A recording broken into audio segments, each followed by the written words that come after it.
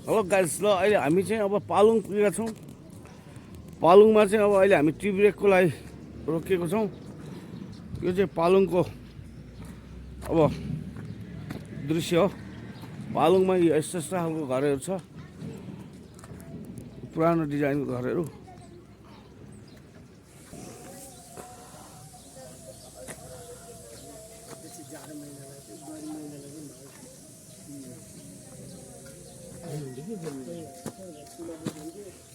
चिया पाक्यो दिदी? पाक्दै हो। मिठो चिया बनाउनुहोस् है, चिन्ने नराखिकन। यो चाहिँ हाम्रो चिया बनाएर दिने हाम्रो साउनी।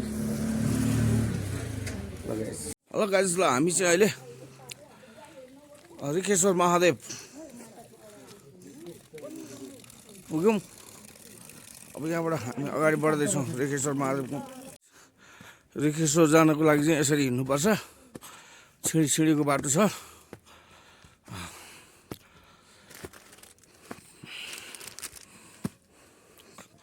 पुरा जङ्गलको बिचमा हुनुहुन्छ रिखेश्वर महादेव गाइस।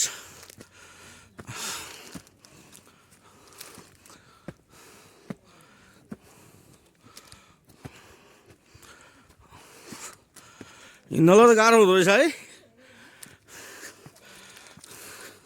हामी चाहिँ ठ्याक्कै रिखेश्वर मन्दिर पुगेका छौँ है गाइस। यो चाहिँ रिखेश्वर महादेव मन्दिर।